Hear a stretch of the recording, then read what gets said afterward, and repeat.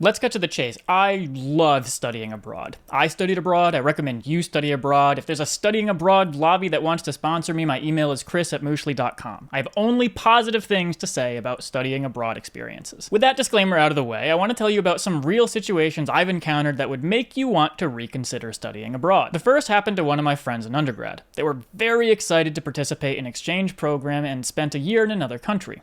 Great, that's what I did. Do you know what else I did? Graduate on time. See, depending on your school, you'll have a study abroad advisor or counselor or someone who helps guide you through your options and courses in your program.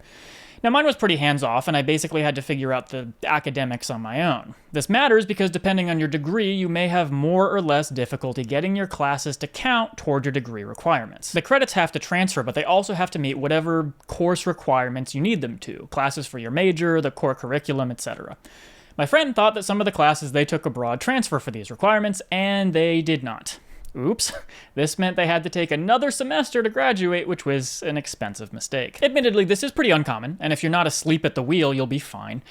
But you want to make sure the classes you need to count are pre-approved, and you'll have no problem when you get back home.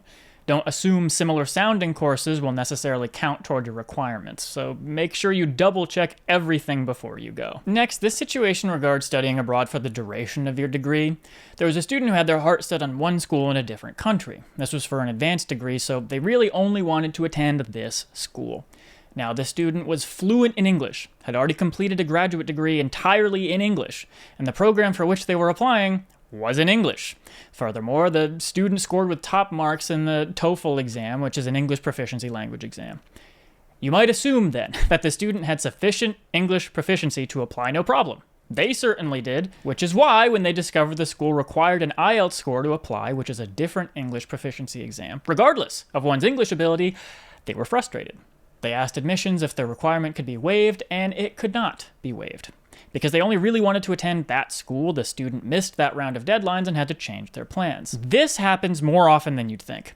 Some universities have rigid admission requirements that include language tests, financial proof, or additional documents that students overlook. Even if your school doesn't explicitly ask for these at the start, failing to submit them on time can jeopardize your entire application. If you're applying to international programs, don't assume the admissions process works the same way as it does in your home country. As soon as you shortlist, universities review their application checklist. If anything is unclear, email the admissions office directly.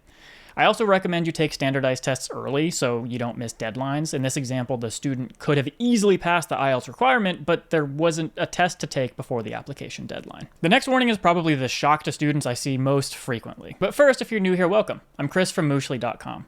I have an English bachelor's with a creative writing concentration and an MBA. I'm a consultant and professional writer, and I've helped many students improve their applications and get accepted to elite academic programs and institutions around the world, including Ivy Leagues, medical schools, law schools, PhDs, and graduate business programs. I frequently get asked for college application advice, so I publish some here to help you for free.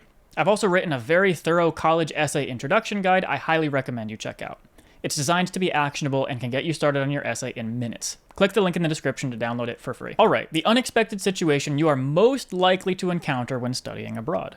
Part of why studying abroad is so beneficial is it forces you to adapt to a new culture and way of life, and that includes your academic system.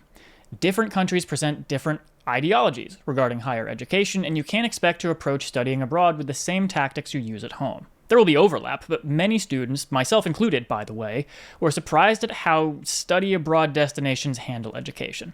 For example, maybe one exam or essay is worth 100% of your grade, but you don't have to show up in class.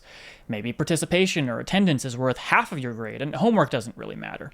Maybe the smallest amount of plagiarism will get you expelled, but in your home country it's overlooked. I think the only way this can seriously mess you up is if you're surprised. If you do your research first and talk to your professors and peers, then you'll be able to excel in your new environment. But you don't want to be surprised right before the final paper you've been procrastinating on and realize, oh, it's actually 90% of your grade, and that copying and pasting one line from Wikipedia will cause you to fail the class if it's discovered. I routinely publish practical videos like this to help with your college applications and life on campus, so if you found this helpful, subscribe now to make sure you catch the next one. Don't forget to grab your free college essay introduction guide from the link in the description, and I'll see you next time.